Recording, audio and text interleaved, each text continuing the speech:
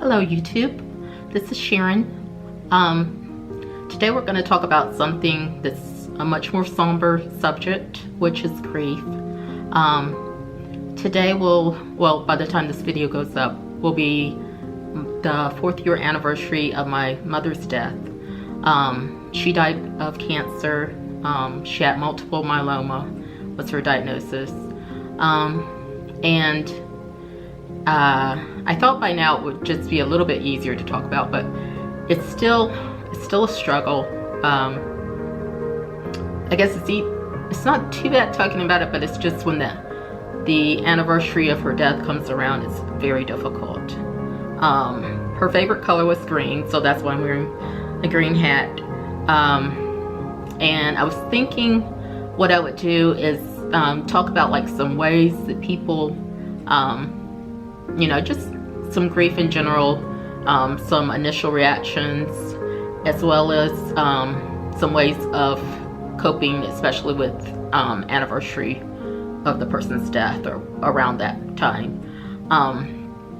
So the initial reaction, whether the person is sick or if it's something like a car accident or something, the initial reaction is always like denial and shock that the person is gone.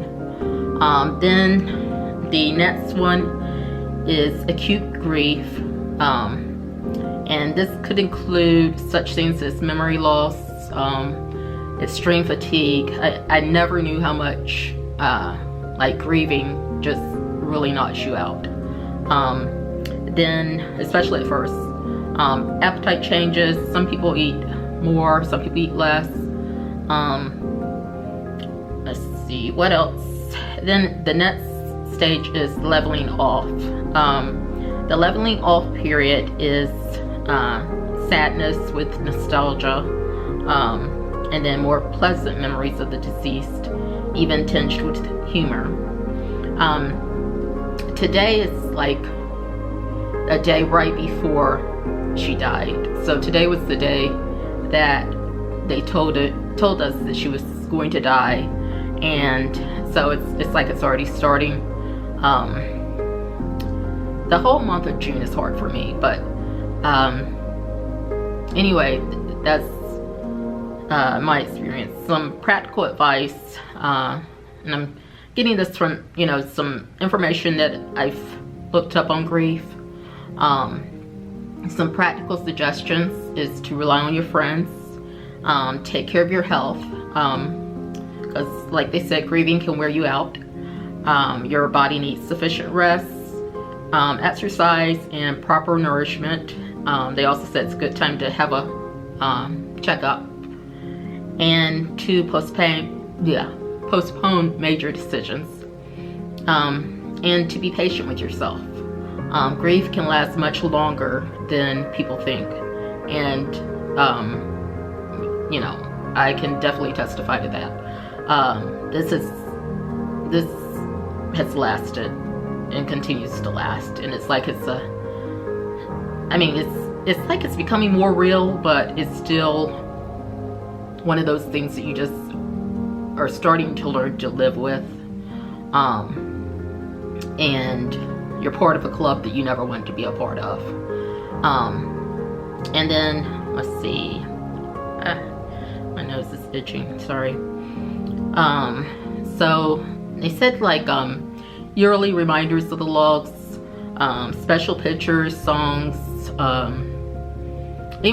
like some certain smells, like the smell of the hospital, what did they use to, like the cleanser, the sanitizer, the sanitizer is on the home one, but thank goodness, that smell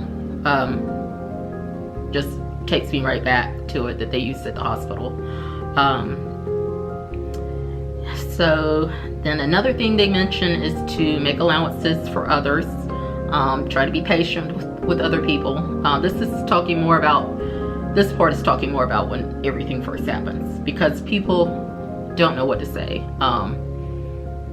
and it's whether it's you or if it's if you're helping somebody else that's dealing with grief, people don't know what to say, and you don't know what to say, but just being there and just being there to for the person to listen, that's enough. And don't be afraid to cry if you're crying, or if the if the person is crying, don't be afraid of crying with them. It also mentions being aware of medication or alcohol to cope with your grief. Now, medication, I would say you need to be careful. Doctor's advice. Let's leave it at that. And the ways to cope with it, they say it's to get back into your regular routine. That you may have to push yourself at first, but that you may find, excuse me, you may find the structure actually helps you feel more normal.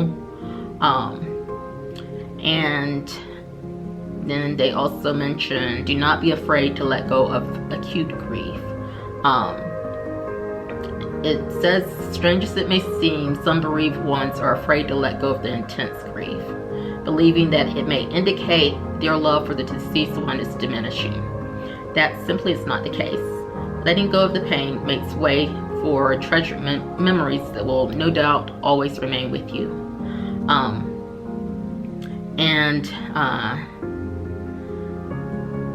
That's very true. You have to continue to live, and you have to develop a new life. And it's gonna be different. It's gonna be a different life than what you wanted. Parts of it are the same, but a lot of it is different. You don't want to be overly anxious if you can. Just take it one day at a time. That's one of the big things, especially when everything first, when she first died. That was the main thing that really helped me, and even now when I start getting really sad about it, is just take it one day at a time. And then like the death anniversary, I just think, okay, that's just one day. You just make it through that one day. Now, granted, like I said, the month of June is difficult for me. Even like the month of May, because I know it's coming up. But during those difficult times, remember to take it one day at a time. Sometimes one moment at a time. I remember looking forward to going to sleep at night, because then I didn't have to think about it when everything first happened. So if you feel that way, that's normal. Some different ways that have helped some people cope with the death anniversaries of their loved ones. Look through pictures, and this is like things that have helped them, either the day of the death anniversary, or just also with coping with daily life after the person has died.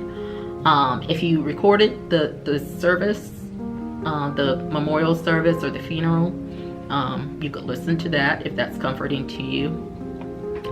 Some people will by themselves have a little something prepared for themselves, like a little gift, in order to just make themselves feel better, because they know it's going to be a tough day.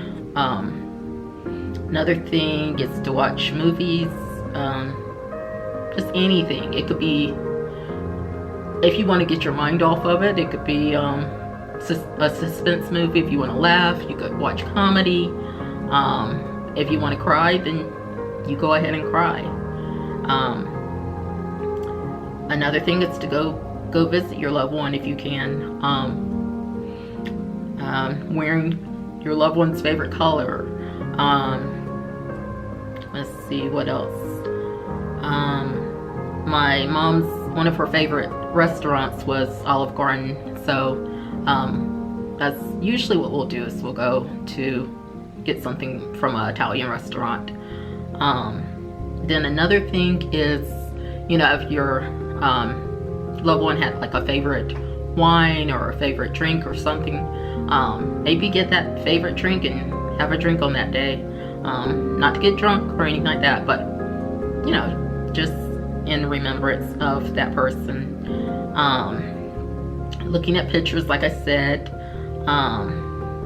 Let's see, you can also do some journaling, write a letter to the person. Of course, you can't, of course, they're not going to be able to see it or anything like that, but just in order to kind of get your thoughts out, just that sort of thing. If there's some songs that you find comforting, I'm trying to think, that song that says, like, it's been a long time let's see, it's been a long time,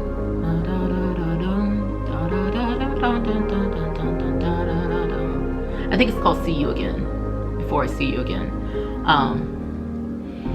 I know I can't sing too much of it because of copyright, and I know you don't really want to hear me sing. I don't really want to hear myself sing it right now. But another thing is to perhaps make like a collage.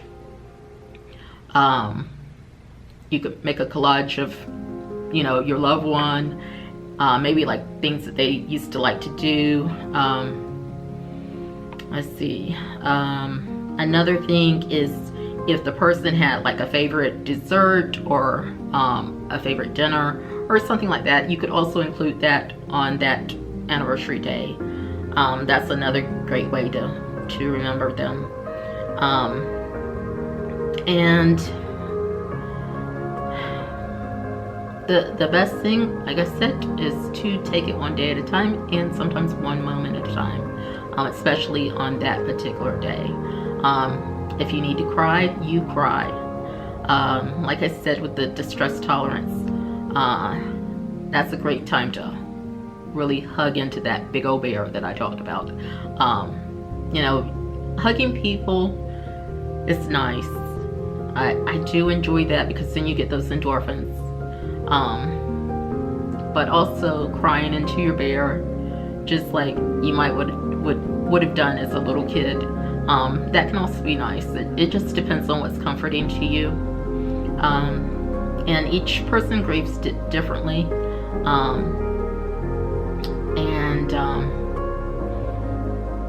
Anyway, I don't really know how to end this video except to say to all of you that still have your mothers in your life, make sure you give them an extra hug, an extra tight hug, and tell them how much you love them.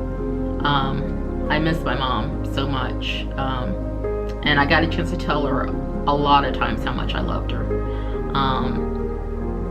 and I look forward to the day I see her again. Okay, bye YouTube.